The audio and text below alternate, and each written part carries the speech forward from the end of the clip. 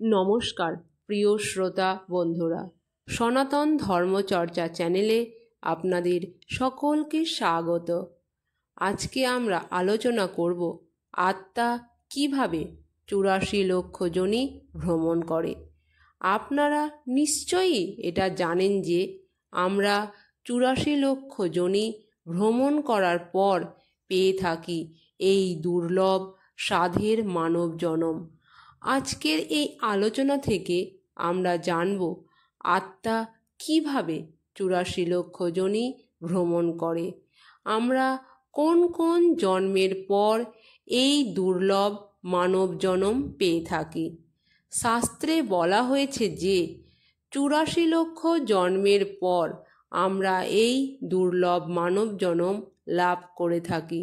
অর্থাৎ আমাদের এই মানব জনমের আগে আমরা 84 লক্ষ যোনি ভ্রমণ করে থাকি। কিন্তু জানেন কি আমরা এই 84 লক্ষ জন্ম কোন কোন রূপে জন্মগ্রহণ করেছি এবং মৃত্যুবরণ করেছি? এই সব কথা আমাদের সকলেরই প্রায় অজানা। আসুন সনাতন পৌরাণিক শাস্ত্রের আলোয় জেনে নিই এই 84 লক্ষ জন্মের ইতিহাস।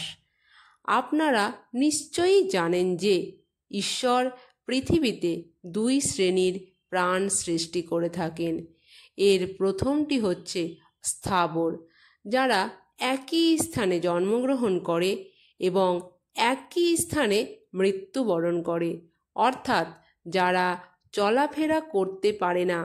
এই শ্রেণীর উদাহরণ হলো আমাদের আশেপাশের গাছপালা, তরুলতা ও বৃক্ষরাজি। এবং দ্বিতীয় শ্রেণীটি হচ্ছে জঙ্গম, অর্থাৎ যে শ্রেণীর প্রাণীরা চলাফেরা করতে পারে। আর সেই কারণেই ঈশ্বর সর্বপ্রথমে আমাদের সৃষ্টি করেন স্থাবর রূপে। এই রূপে আমরা গাছপালা, তরুলতা বা বৃক্ষরাজি হয়ে পৃথিবীতে শোভা দান করে থাকি। কিন্তু এইভাবে কতকাল চলবে? রোদে পুড়ে, বৃষ্টিতে ভিজে, খরায় শুকিয়ে বা ঝড়ে ভেঙে নিরন্তর চলতে থাকে বৃক্ষ জন্ম। অবশেষে 20 লক্ষ বার গাছপালা রূপে জন্মের শেষে আমাদের জন্ম হয় তুলসী বৃক্ষ রূপে।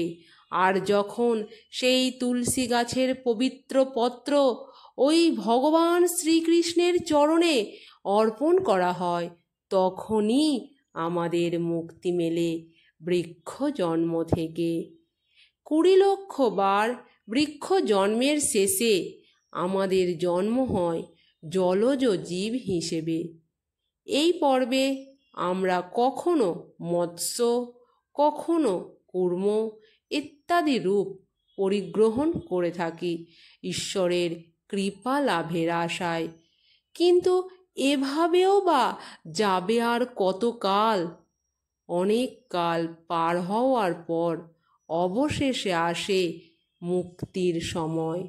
9 লক্ষ বার জলজ প্রাণী হিসেবে জন্মের পর আমাদের জন্ম হয় শঙ্খরূপে।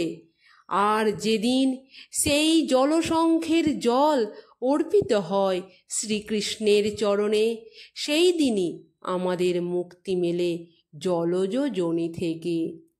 আপনারা ভাবছেন হয়তো জলজ যোনি থেকে মুক্তি পাওয়ার পর মিলবে সাধের মানব জনম। কিন্তু না, এরপর আমাদেরকে জন্ম নিতে হয় কীটপতঙ্গ রূপে। কখনো মাছি, কখনো মশা, কখনো শুঁয়োপোকা, কখনো কেঁচো ইত্যাদি রকমের কীট হয়ে বারবার জন্ম আর বারবার মৃত্যু। আর এইভাবেই কেটে যায় আরও 11 লক্ষ জনম। কীটপতঙ্গ রূপে জন্মের শেষে জীবের জন্ম হয় মৌমাছি রূপে। আর সেই মৌমাছি রূপে আমরা মধু সংগ্রহ করে জমা করি মৌচাকে। আর যেদিন আমাদের সেই সংগৃহীত মধুর একটি ছোট্ট বিন্দু রাধা মাধবের ভোগে অর্পণ করা হয়। সেই দিনই আমাদের মুক্তি মেলে কীটযোনি থেকে। এবার কীটপতঙ্গ বা কৃমি জন্মের পরে আমাদের জন্ম হয় পক্ষীকুলে। হাজার হাজার পক্ষীরূপে আমরা বিচরণ করি অন্তরিক্ষে।